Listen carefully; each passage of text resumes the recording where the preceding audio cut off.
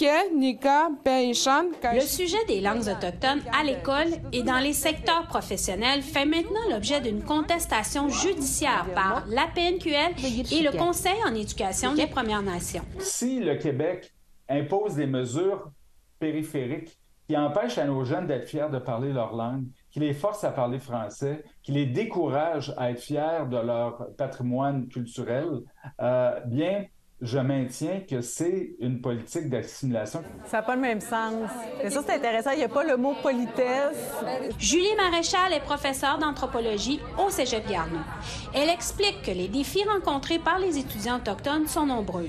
Les services qui sont offerts dans les cégeps, même si on avance beaucoup, répondent pas encore adéquatement aux besoins puis aux réalités des étudiants des Premières Nations. Maréchal est une des auteurs de la recherche Persévérance et réussite scolaire des étudiants autochtones au collégial, qui donne un portrait des étudiants autochtones en milieu collégial de Québec et de Trois-Rivières.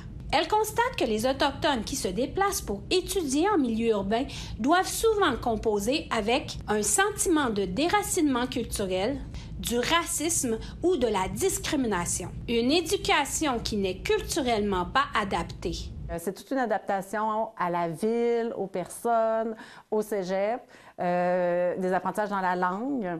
Ils arrivent éloignés de leur communauté. Il y en a qui ont des enfants aussi, donc soit qui arrivent avec des jeunes enfants. Des fois, les enfants peuvent rester aussi en communauté. Ou bon. La fille aînée de Laura Pinette-Odette avait 3 ans à l'époque, lorsque Laura s'est inscrite à un cours en confection de vêtements et articles en cuir à Québec. Ça a été dur de quitter ma fille, de le laisser derrière parce que ma famille n'a pas voulu que je l'amène avec moi à Québec. Malgré qu'elle soit aujourd'hui une artisane reconnue, par contre... Souvent, il répétait après moi comment je riais, fait qu'il riait de moi, là. J'ai dit, gars, vous riez de moi, là? Et là, il me disait, non, on rit avec toi. Non, j'ai dit, vous riez de moi, là. Tu sais, j'ai dit, moi, c'est assez, là, vous faire rire de moi. J'ai quitté toute ma famille, puis j'ai pas envie d'être ici, là. Je leur ai dit à un moment donné, je n'avais assez là, de me faire intimider sur ma façon de rire parce que j'avais un accent. De plus, j'ai voulu lâcher aussi parce que je vivais l'intimidation d'un homme qui me disait toujours n'importe quoi. Toi, Laurent, hein, t'as pas besoin de ça, t'as pas besoin... Parce que des fois, la prof donnait des petites formations. Puis moi, je n'allais pas les voir parce que j'étais bonne. Le taux de décrochage chez les élèves autochtones reste élevé.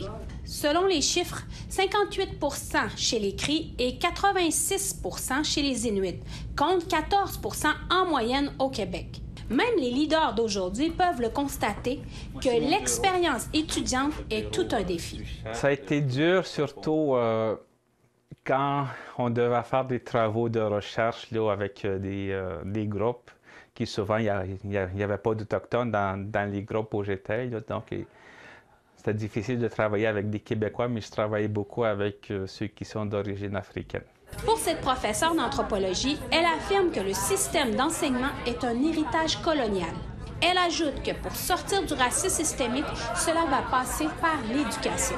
C'est là qu'on amène les premiers peuples à offrir des services par et pour eux, finalement, du moment qu'on forme les professionnels.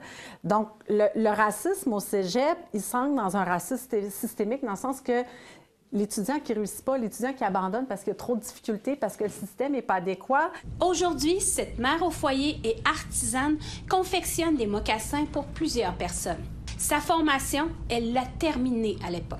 Elle vit son rêve parce qu'elle a vulgarisé son inconfort à quelqu'un. On quitte nos communautés très, très longtemps, puis dans l'intention qu'on revienne avec du bon bagage. C'est pas dans l'intention d'aller se nuire, puis d'aller encore moins nuire les gens. Fait que je pense que c'est important d'en parler. Puis si c'est pas avec l'école même, bien, appelez votre conseil de bande, parlez avec quelqu'un dans votre communauté qui puisse au moins vous écouter puis vous aider à aller de l'avant pour avoir des interventions. Chouchane Bacon, Nouvelle nationale d'APTN, Wendake.